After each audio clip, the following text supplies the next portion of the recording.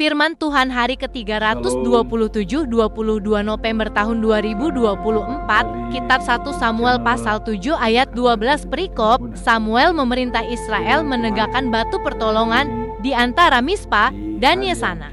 327 tanggal 22 November 2024 diambil dari kitab 1 Samuel pasal 7 ayat 12. Dengan perikop, Samuel memerintah Israel menegakkan batu pertolongan di antara Mispa dan Yesena. Sebagai ayat inti dalam 1 Samuel ayat 7 ayat 12 dikatakan adalah, kemudian Samuel mengambil sebuah batu dan mendirikannya antara Mispa dan Yesana. Ia menamainya Eben Hazer. Katanya, sampai di sini Tuhan menolong kita. Bacaan pagi diambil dari kitab Ester pasal 9 ayat 1 sampai dengan 19. Dengan perikop, orang Yahudi bertindak melawan musuh-musuhnya. Bacaan malam diambil dari kitab Wahyu pasal 6 ayat 7 sampai dengan 11. Anak domba atau Yesus Kristus membuka segel keempat dan yang kelima. Sebagaimana biasa, kita tetap mengambil pedoman kita dalam bulan November dengan topik mengasihi dengan kasih Kristus. Yohanes 13 ayat 35. Demikianlah semua orang tahu bahwa kamu adalah muridku, jikalau kamu saling mengasihi. Syarat menjadi murid Tuhan Yesus apabila kita saling mengasihi. Mengapa demikian? Karena kasih itu sendiri adalah Allah. 1 Yohanes pasal 4 ayat 8 mengatakan, barang siapa tidak mengasihi, ia tidak mengenal Allah, sebab Allah itu adalah kasih. Dan sebagai implementasi kasih, kita bisa melihat dari 1 Korintus pasal 13 ayat 13. Ada 3 yang tetap dalam diri manusia, yaitu iman, pengharapan, dan kasih. Tapi kasihlah yang lebih besar. Mengapa kasih itu lebih besar dari pengharapan dan iman? Karena iman itu hanya di dunia. Iman percaya dan pengharapan juga ada di dunia. Karena kalau sudah di surga, tidak ada lagi iman, Tidak diperlukan lagi di sana harapan, karena harapan kita sudah tercapai, yaitu the news of Jerusalem. Tetapi kasih, di sana ada kasih agape, itu kasih yang tulus dari Tuhan Allah, memberikan semuanya dengan cuma-cuma, baik anggur yang berkualitas dan juga daging-daging gemuk-gemuk, dan juga buah yang menghasilkan setiap bulan di pinggir sungai. Dengan pohon yang rindang, dia berbuah setiap bulan, dan itu diberikan secara cuma-cuma dan setiap orang bisa mengambil. Jadi dengan kesimpulan bahwa iman, kepercayaan ada di dunia, pengharapan juga ada di dunia, tetapi kasih ada di dunia dan ada di surga. Kasih di dunia itulah dikatakan storge, yaitu kasih antara saudara kandung, sekeluarga, saling mengasihi. Kemudian kasih filia, yaitu kasih yang mengasihi teman atau saudara yang bukan saudara kandung, itu tetap saling mengasihi. Kemudian yang ketiga adalah kasih eros, yaitu kasih dalam percintaan. Percintaan tersebut itulah hadiah dari Tuhan Allah kepada keluarga yang bisa untuk melangsungkan keturunan, beranak cucu sampai keturunan secara terus menerus. Itu adalah merupakan hadiah dari Tuhan. Nah, kemudian kasih yang keempat adalah agape. Inilah kasih yang tanpa menerima balas jasa, kasih yang tulus dan murni. Itulah kasih Allah kepada manusia, dan Yesus Kristus berkorban demi umat manusia. Jadi kasih yang mengorbankan diri tanpa melihat balas jasa, kasih yang tulus murni. Maka Tuhan Allah mengasihi dunia ini, ya. Dalam Injil Yohanes pasal 3 ayat 16 dikatakan, begitu besar kasih Allah kepada dunia ini, sehingga dia mengutus anaknya yang tunggal, Yesus Kristus, supaya barang siapa percaya kepadanya beroleh hidup yang kekal. Itulah, di sini juga dikatakan bahwa Allah adalah kasih. Nah, kita lihat dalam apa akibat daripada kasih. Kalau kita saling mengasihi, apa akibatnya? Kasih bisa menutupi banyak dosa. Artinya, apabila kita sedang marah, tapi kalau sudah didahului oleh kasih, amarah bisa tidak terjadi. Maka di dalam 1 Petrus 4 ayat 8 dikatakan, tetapi yang terutama, kasihanilah sungguh-sungguh seorang dan yang lain, sebab kasih menutupi banyak dosa. Nah, itulah fungsi ayat Tuhan pada bulan November ini, ya, mengasihi dengan kasih Kristus. Karena Allah sendiri adalah kasih, maka kita wajib hukumnya untuk memakai kasih sebagai pedoman utama kita dalam kehidupan sehari-hari. Karena kasih banyak menutupi dosa. Nah, sekarang kita masuk dalam perikop hari ini, yaitu 1 Samuel pasal 7 ayat 12.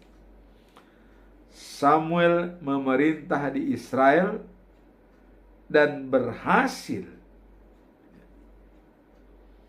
menegakkan batu pertolongan di antara Mispa dan Yesana.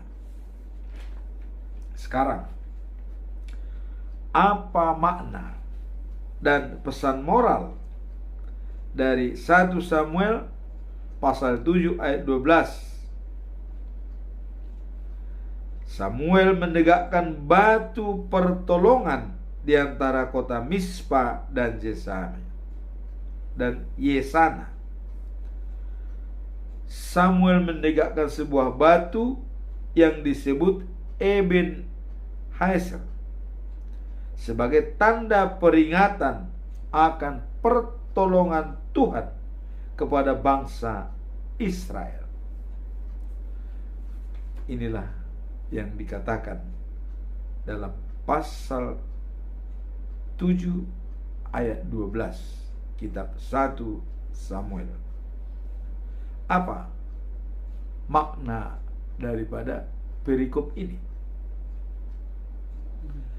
Makna dari perikop ini adalah pengakuan akan kasih karunia Tuhan yang telah menyertai mereka dalam menghadapi musuh, terutama Palestina.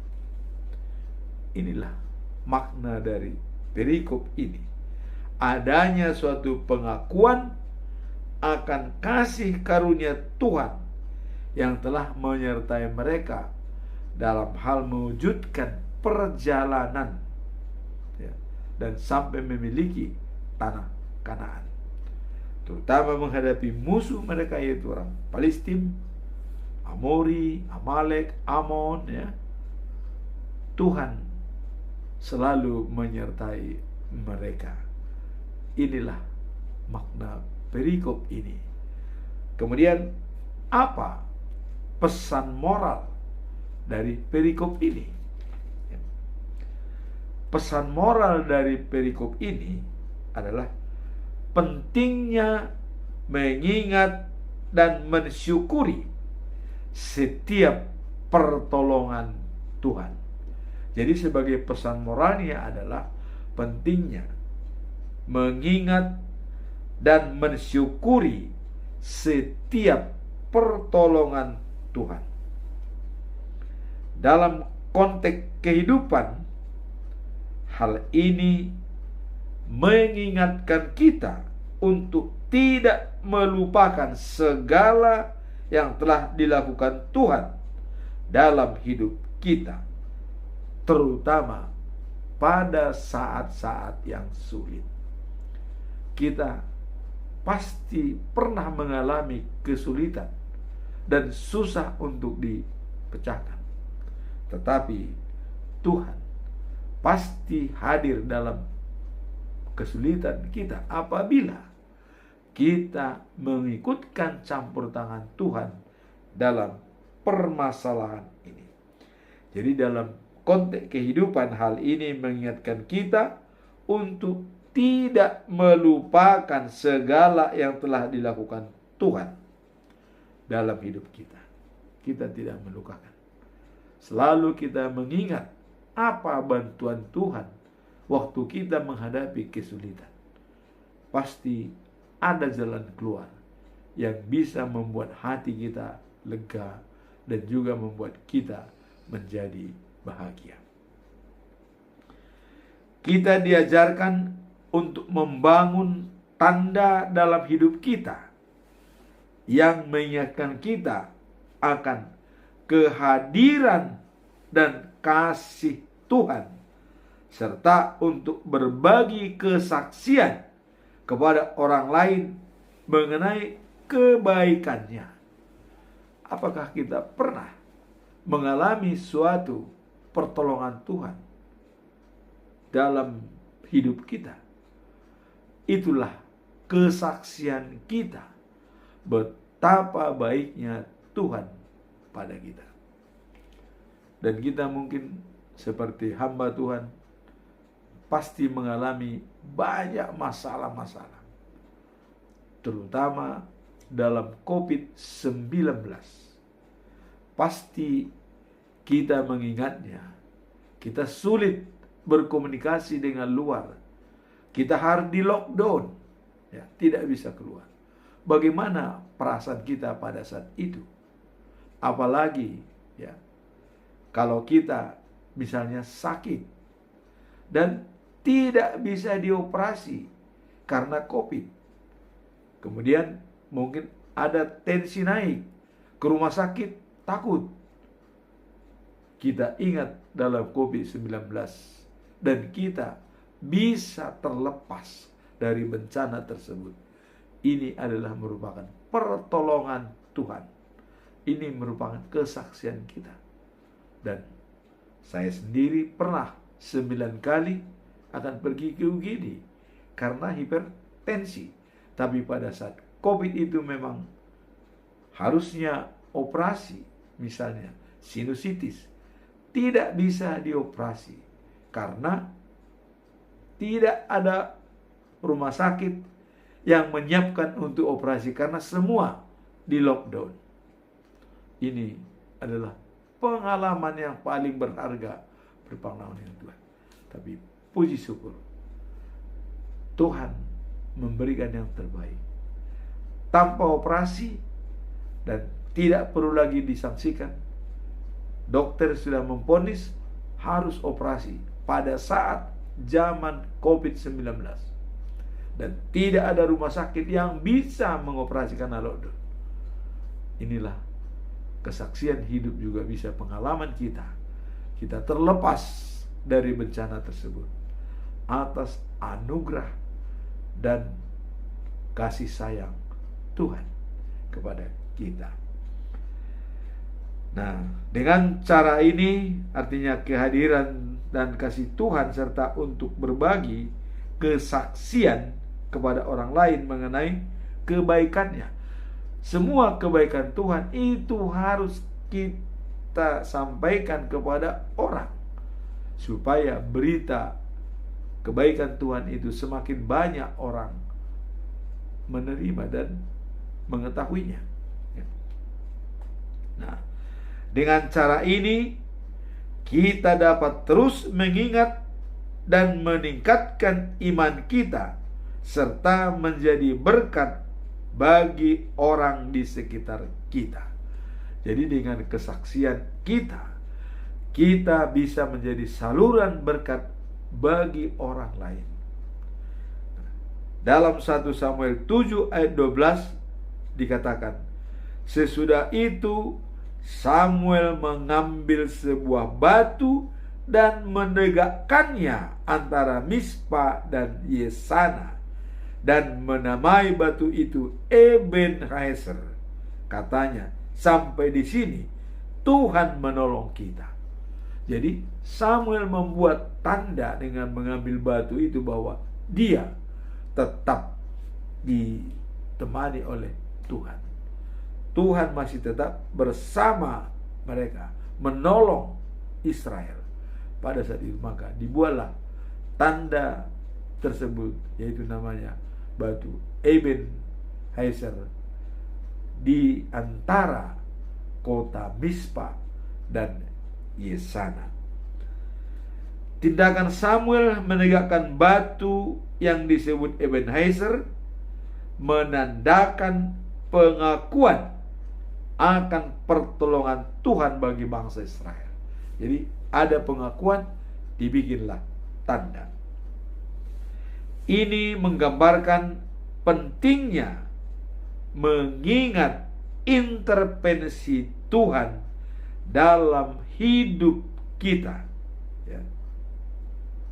Terutama saat kita berhadapan dengan tantangan. Jadi intervensi Tuhan mungkin sudah banyak dalam hidup kita, sehingga kita bisa bertahan sampai saat ini. Dan itu adanya intervensi Tuhan. Dan secara khusus, intervensi Tuhan dalam hidup kita adalah 90% onderdil daripada tubuh kita ini adalah dikendalikan oleh Tuhan. Kita hanya 10% mungkin yang kita kendalikan. Hanya seperti panca indera, ya. Mata, ya, mulut, ya, telinga, ya, bibir, lidah, kulit kita merasa, hanya itu yang bisa kita kendalikan. Selebihnya, coba, bagaimana jantung kita beroperasi dalam 24 jam? Siapa yang mengontrol? Bagaimana paru-paru kita berjalan dengan baik? Peredaran darah kita mengaliri pipa darah kita sepanjang 195 kilometer dalam tubuh kita. Panjang darah yang harus dilalui setiap hari dengan jantung yang dipompa. Itulah intervensi Tuhan dalam hidup kita. Ditambah kalau kita dibantu oleh Tuhan dalam situasi sulit. Seperti tadi saya bilang tadi. Pada waktu zaman COVID, kita banyak sekali intervensi Tuhan dalam membantu kita. Banyak. Dan juga banyak juga yang tidak mampu. Terpaksa harus meninggal. Tapi kita masih diberikan kesempatan dalam COVID. Ini adalah merupakan mujizat bagi kita. Dan itu adalah termasuk intervensi Tuhan. Apalagi mengendalikan jantung, ginjal, limpa, hati, empedu, semua onderdil yang di dalam. Kita tidak tahu bagaimana bentuknya di dalam. Bagaimana jantung kita itu, bagaimana usus kita. Kita tidak tahu. Tetapi Tuhan bisa mengendalikan itu semua dengan baik.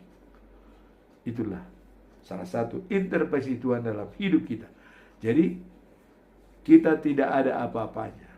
Setiap hari Tuhan intervensi dalam hidup kita untuk menjaga kita supaya bisa eksis dalam pekerjaan kita, apapun yang kita lakukan. Nah, jadi tindakan Samuel menegakkan batu Ebenezer di Mispa, antara Mispa dan Yesana, menandakan pengakuan akan pertolongan Tuhan bagi bangsa Israel. Ini menggambarkan pentingnya mengingat intervensi Tuhan dalam hidup kita, terutama saat kita berhadapan dengan tantangan dalam kehidupan sehari-hari. Mengingat pertolongan dan kasih Tuhan dapat memperkuat iman dan keyakinan kita dalam menjalani berbagai situasi sulit.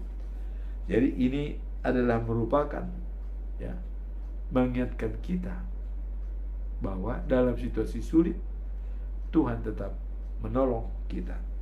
Nah, secara konkret, ya, kita ingat kebaikan Tuhan, ya, dalam menjalani hidup kita, dan kita tetap bersyukur dan penuh harapan.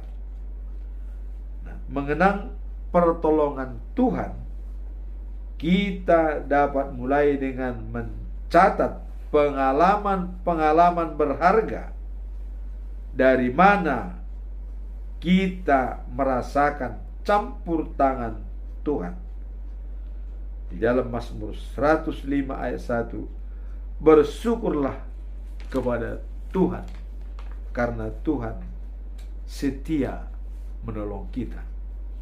Jadi dalam Mazmur 105 ayat 1 dikatakan, bersyukurlah kepada Tuhan, serukanlah namanya, perkenalkanlah perbuatannya di antara bangsa-bangsa.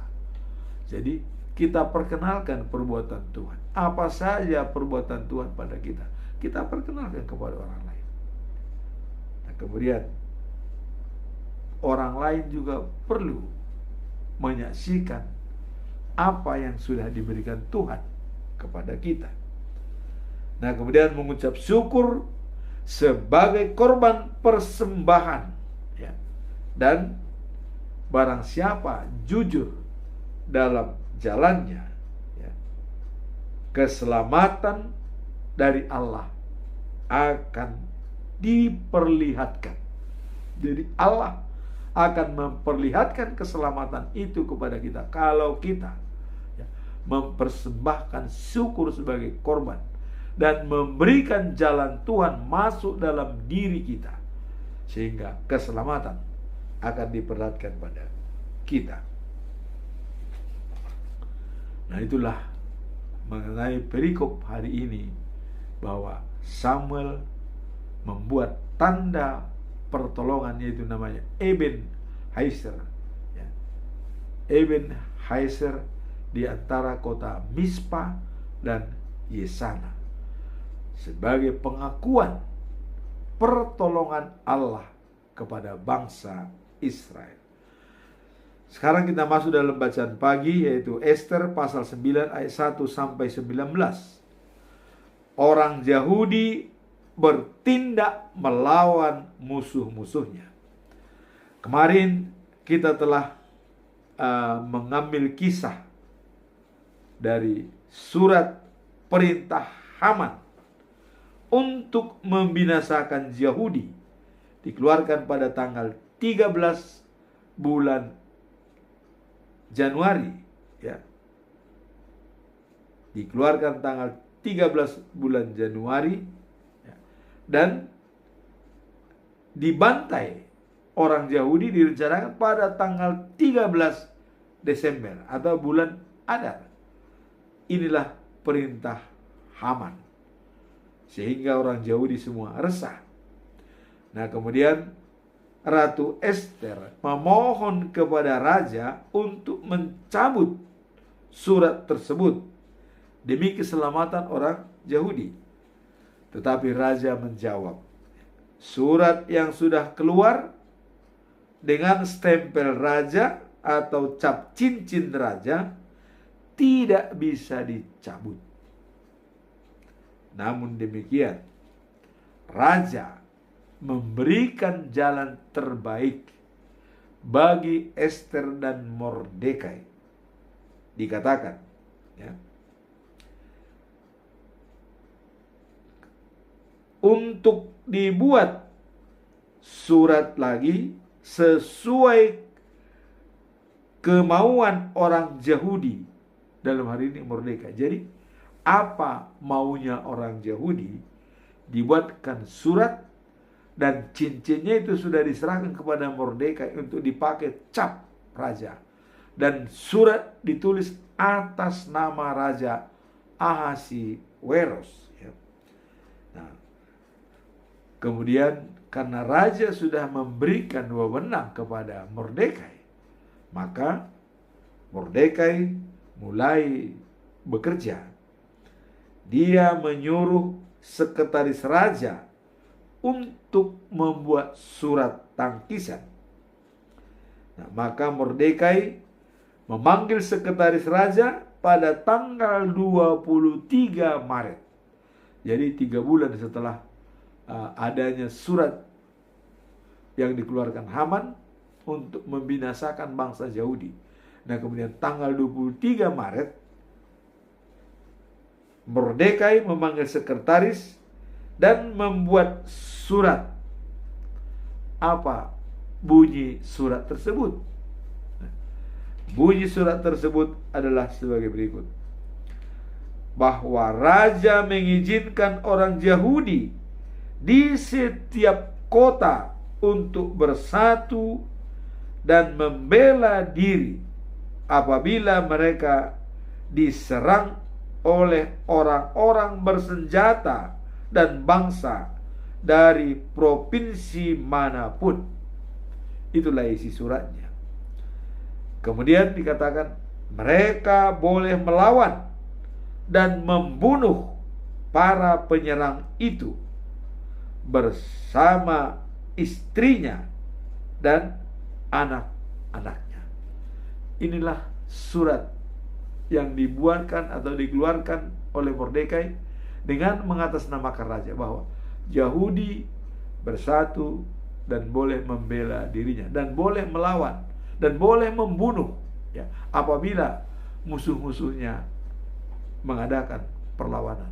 Artinya apabila surat Haman itu dilaksanakan oleh orang-orang Persia, maka Yahudi bisa membela diri, bahkan bisa membunuh.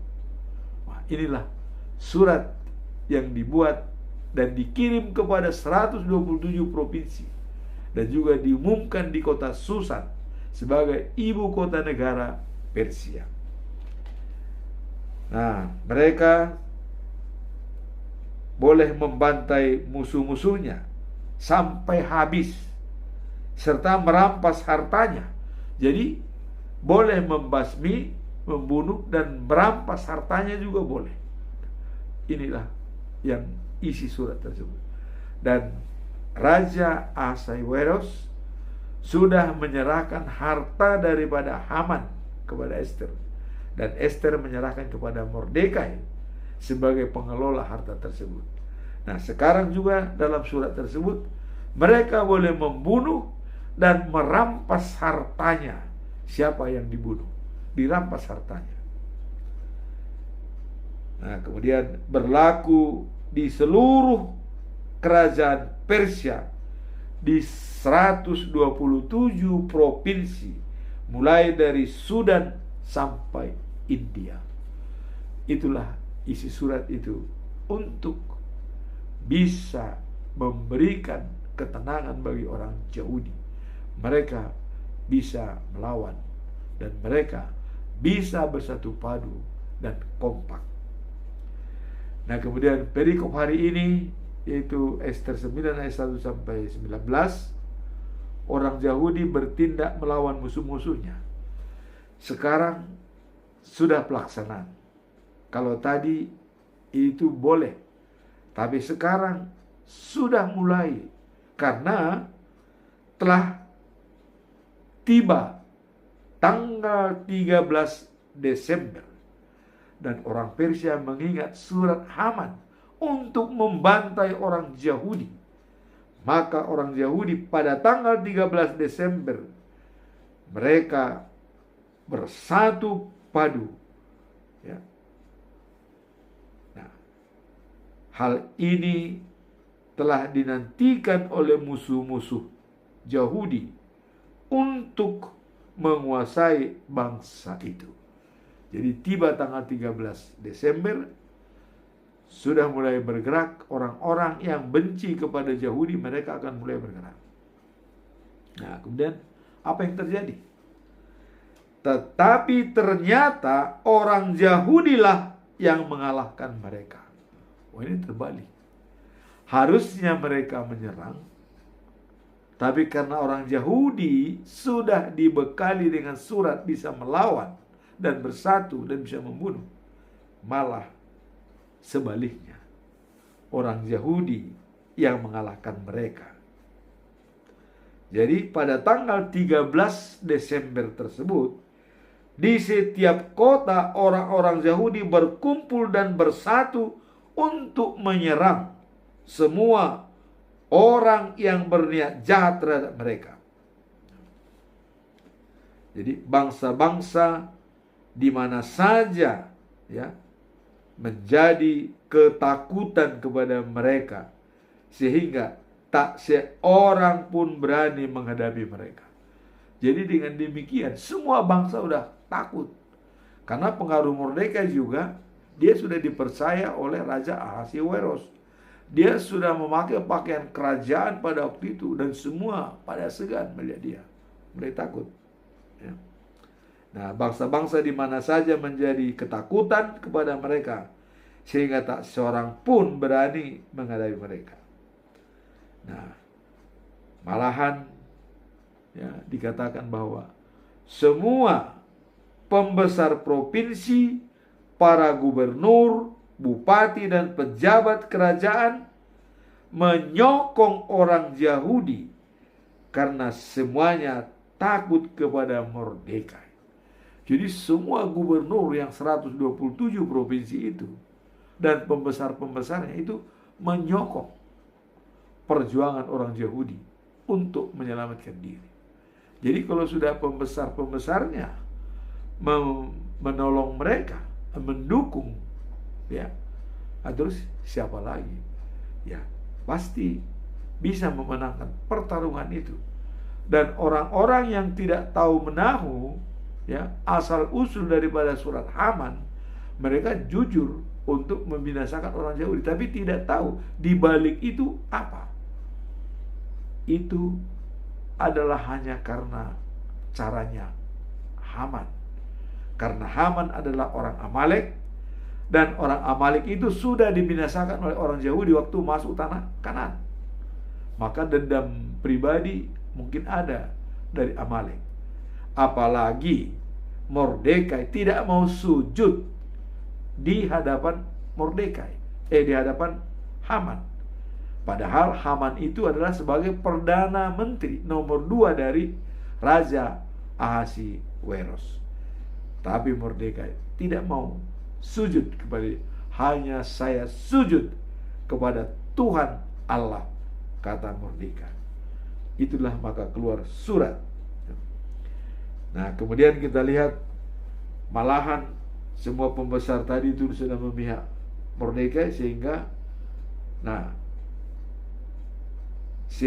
bangsa Yahudi, ya, dapat berbuat dengan semuanya dengan musuh mereka semaunya.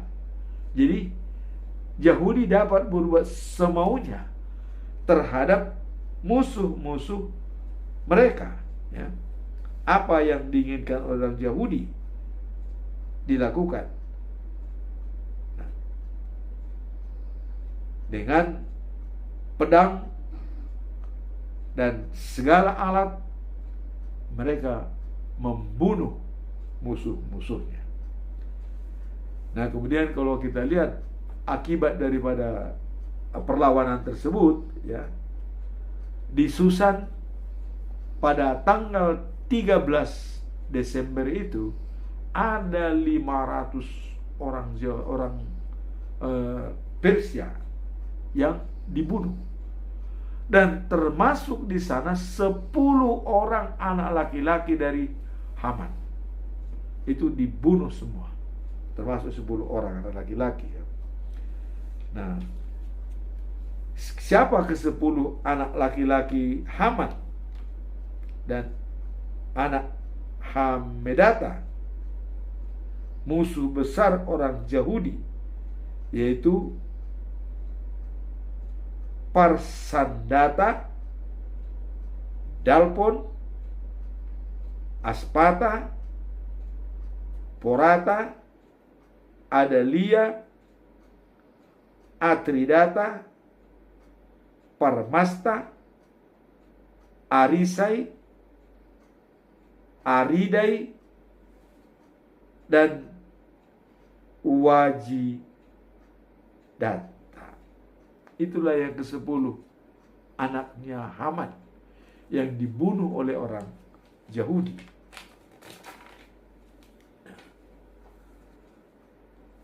Tetapi ada suatu hal yang tidak dilakukan.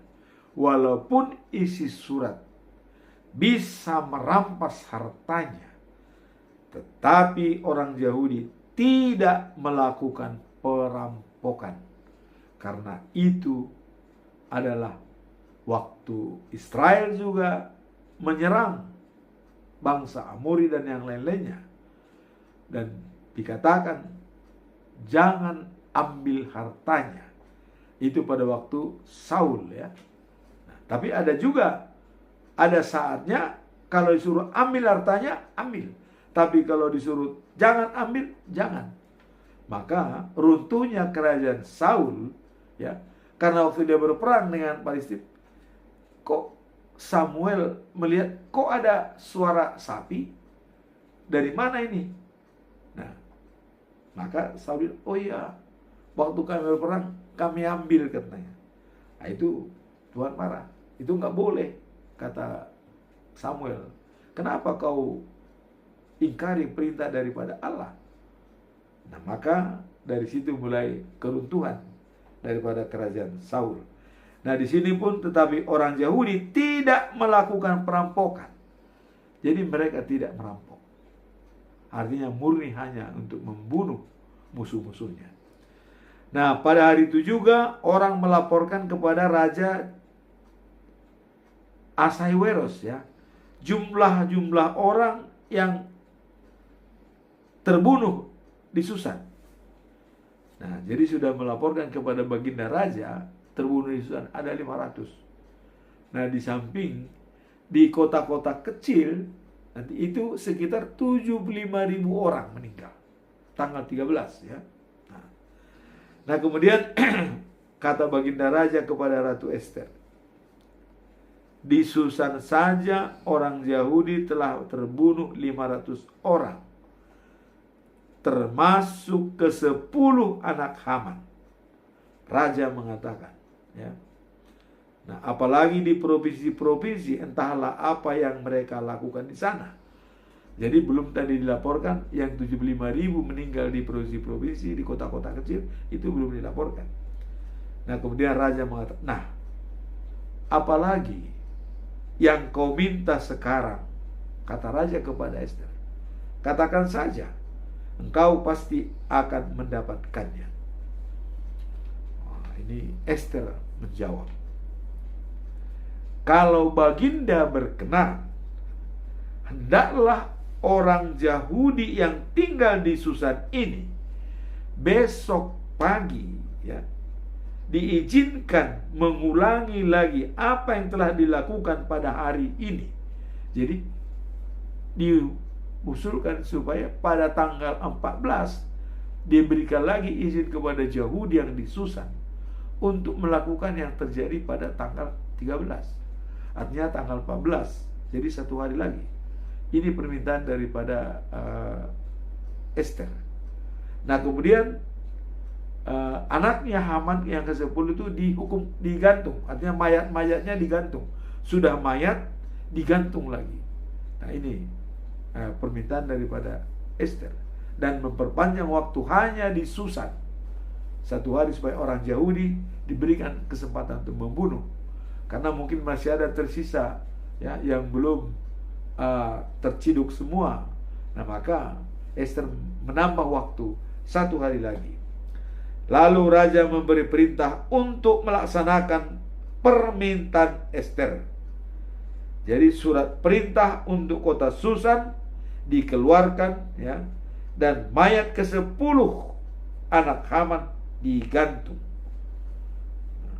Jadi artinya disetujui oleh raja.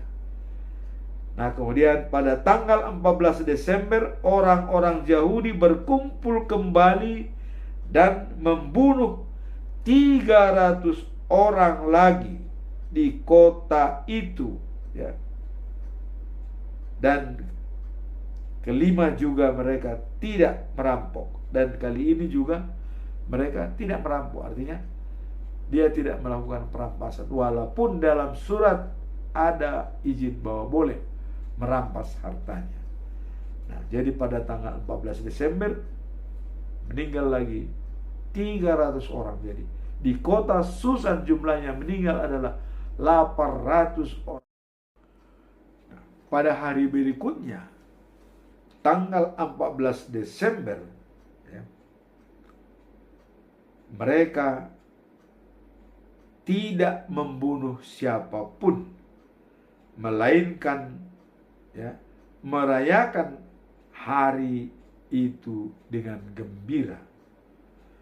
Tetapi orang Yahudi di Susan, ya, merayakan 15 Desember sebagai hari besar, sebab mereka telah membunuh pada 13 Desember 500 orang dan 14 Desember 300 orang. Lalu berhenti pada tanggal 15 Desember. Itulah sebabnya orang Yahudi yang tinggal di kota-kota kecil, ya, adalah memperingati tanggal 14 Desember sebagai hari gembira untuk berpesta sambil saling memberi hadiah berupa makanan. Itulah kesimpulan daripada perikop kitab Ester pasal 9 ayat 1 sampai dengan 19. Jadi jelas di Yahudi, di Susan tanggal 13 Desember 500 orang meninggal, termasuk 10 anak Haman. Tanggal 14 Desember 300 orang, ya. Dan di provinsi-provinsi lainnya yang kota-kota kecil itu 75 orang terbunuh. Jadi total semua yang terbunuh adalah 75.800 orang. Nah, kemudian di kota-kota kecil, ya, bergembira tanggal 14 Desember. Artinya setelah tanggal 13 mereka merayakan itu. Nah, kemudian di kota besar atau Susan itu tanggal 15 Desember. Ester memohon kepada raja khusus kota Susan. Yahudi diberi wewenang untuk membunuh tanggal 14. Nah, sehingga perayaan hari besar itu ada tanggal 14 dan 15 Desember. Demikianlah perikop hari ini, dan apa lanjutan daripada perikop ini.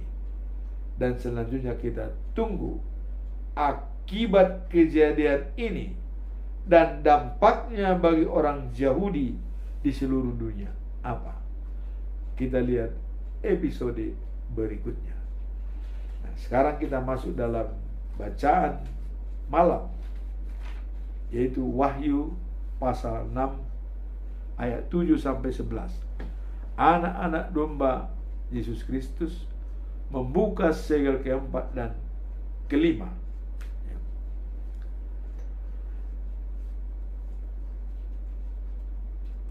Ketika anak domba itu membuka segel, ya, yang keempat,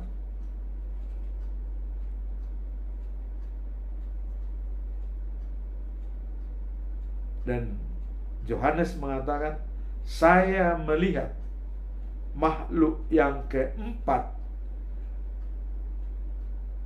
berkata, mari.